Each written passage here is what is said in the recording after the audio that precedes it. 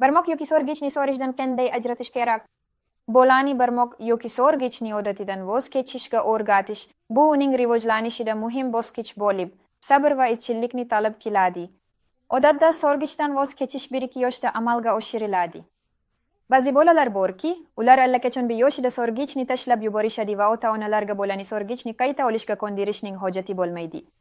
Ammo shunday bolalar borki, 2 yoshida emizishni to'xtatib qo'yishadi va so'rishni tugatishga majbur qilishdan foyda yo'q. Yoshga yaqin bolani so'rgichdan muloyimlik bilan ajratish yaxshiroqdir, chunki bu tishlashga ta'sir qiladi.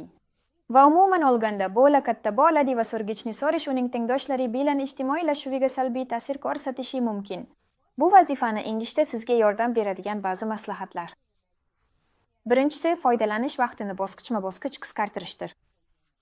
Farzandingiz bosh barmog'ini yoki so'rgichini so'rish vaqtini kamaytirishdan boshlang. Misol uchun, faqat yotishdan oldin yoki kunning ma'lum vaqtlarida ruxsat bering. Foydalanish chastotasi va davomiyligini asta-sekin kamaytiring. Aytgancha, xuddi shu tamoyil emizishni tugatish uchun ham amal qiladi. Ikkinchisi, alternativalardan foydalanish. Farzandingizga tinchlanishning muqobil usullarini taklif qiling. Masalan, sevimli to'ldirilgan hayvonni ushlab turish, birgalikda qo'shiq aytish yoki quchoqlash. Bu unga tashvish yoki zerikish bilan kurashishning yangi usullarini topishga yordam beradi. Uchinchidan, yotishdan oldin marosimlarni yarating. Farzandingizga dam olishga va uyquga tayyorgarlik ko'rishga yordam beradigan muntazam kechki marosimlarni o'rnating. Bu kitob o'qish, vanna qabul qilish yoki musiqa tinglashni o'z ichiga olishi mumkin. To'rtinchidan, rag'batlantirish va maqtov. Farzandingiz barmog'ini yoki so'rgichni so'rish odatini har safar muvaffaqiyatli yengib o'tgani uchun uni maqtang. Uni rag'batlantirish uchun og'zaki maqtovlar yoki kichik sovg'alardan foydalaning. Misol uchun, unga chiroyli sharni bering va ayting: "Siz bir kundan beri so'rgichni so'rmadingiz. Qanday ajoyib bo'lasiz. Bu sizga sovg'adir." Beshinchisi, qo'llab-quvvatlash va tushunish.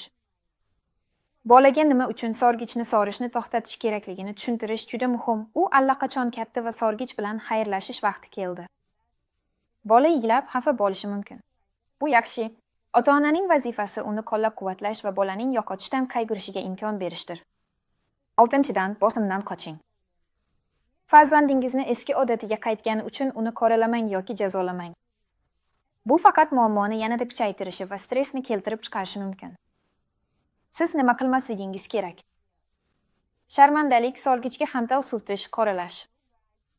Eng to'g'ri yo'l bolaga nima uchun so'rgichni so'rishni to'xtatish kerakligini tushuntirib, uning ehtimoliy injiqliklarini sabr bilan kutib o'tish va uni qoralamaslikdir.